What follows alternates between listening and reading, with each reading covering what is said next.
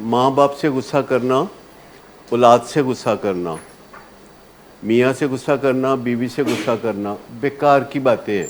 मुझे किसी बच्चे ने पूछा कि वो दूसरा बच्चा ये कह रहा है कि अबू मुझसे नाराज़ हैं शायद, तो मैंने कहा फिर तुमने क्या जवाब दिया?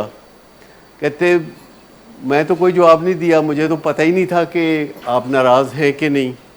तो मैंने कहा उसको कह देना कि तुम मेरे दिल के बादशाह हो, मैंने क्या नाराज़ होना है तुमसे।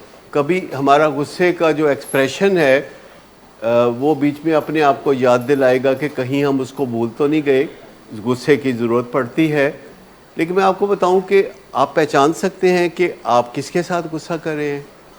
क्या आप उसके साथ गुस्सा कर रहे हैं कि जो आपके दिल में बसता है, या आप उसके दिल के अंदर बसते हैं, या जिसके साथ आपका रिश्ता बड़ा गहरा है, क्या उससे गुस्सा कर रहे हैं? वो भी एक इशू है बहुत बड़ा। लेकिन यहाँ हम जो बात करते हैं, यहाँ तो कोई कमज़ोर है ही नहीं। मुझे बताइए यहाँ कौन कमज़ोर है? माँ कमज़ोर है या बाप कमज़ोर है, या बेटा कमज़ोर है या बेटी कमज़ोर है, या बीवी या खामद, कौन कमज़ोर है? यहाँ तो कमज़ोर लोगों की बात ही नहीं है, तो ताकतवर लोग हैं सारे। हमारी ज़िंदगी में तो ये बहुत ताकतवर लोग हैं। तो यहाँ तो बात हम ये कर रहे हैं कि हम बग़ैर देखे भाले, बग़ैर पता किए हम ऐसा काम कर बैठते हैं जो हम कर नहीं सकते। हम तगड़े लोगों से मत्था लगा रहे। जो घर के लोग हैं ये तगड़े लोग हैं, इनका बड़ा असर होता है।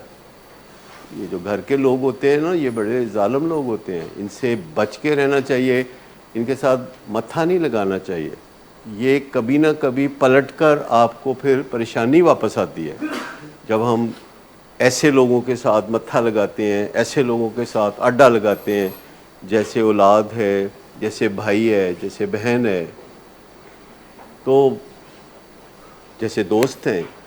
फिर आप जितना भी वसी कर लें, जैसे आपके साथ काम करने वाले हैं, तो फिर अगर आपने उनके साथ मत्था लगाना है तो फिर आपका ही मत्था ख़राब होगा, फिर तो कोई और चीज़ नहीं होगी। तो फिर आप वसी करते रहें, और अपने इस दायरे को जब आप वसी करते रहते हैं तो गुस्सा ना करना आपकी आदत बन जाता है।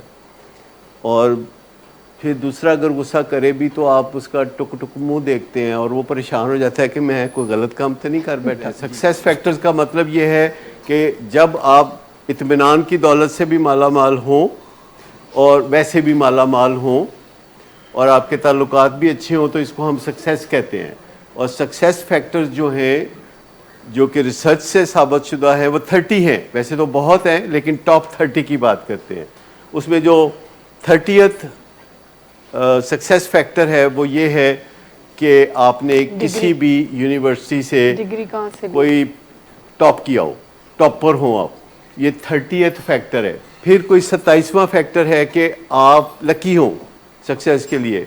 और फिर कोई 23वां फैक्टर ये है कि आपने टॉप यूनिवर्सिटी में से तालीम हासिल की हो, चाहे नंबर कम ही आए हों, जैसे कि लम्स या हार्वर्ड या कोई जो बड़ा नाम स्टैनफोर्ड, ये इस तरह के नाम। फिर कि आप इन्वेस्टमेंट अच्छी करना जानते हो, ये एक 28वां फैक्टर है। फिर है अपॉर्चुनिटीज़ को पहचानना, ये कोई 22वां फैक्टर है। फिर अच्छी हेल्थ होना, अच्छी एनर्जी होना, ये कुछ फैक्टर्स हैं। पहला फैक्टर जो है, 30वें फैक्टर आपको बताया और बताए, पहला फैक्टर है being honest with your self and others. Being honest with your self and others, पहला फैक्टर।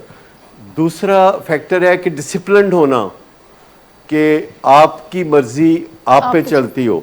तीसरा फैक्टर जो है कि लोगों के साथ निभा कर सकना, हर किस्म के लोगों के साथ निभा करना।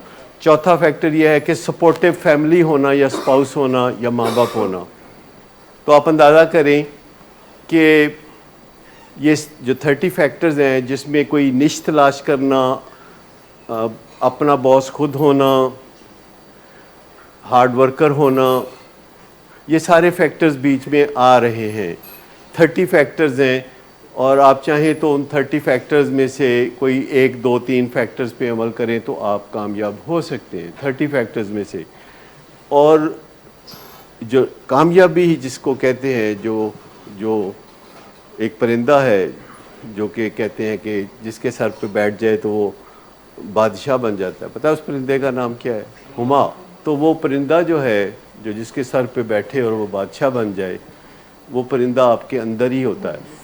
वो आप अच्छी तरह जानते हैं कि नंबर 1 फैक्टर है being honest with yourself and others.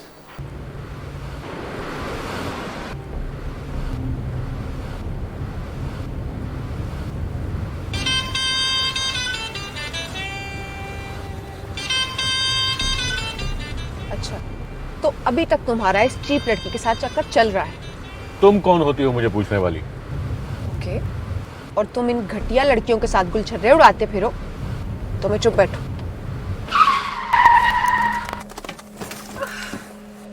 Get out.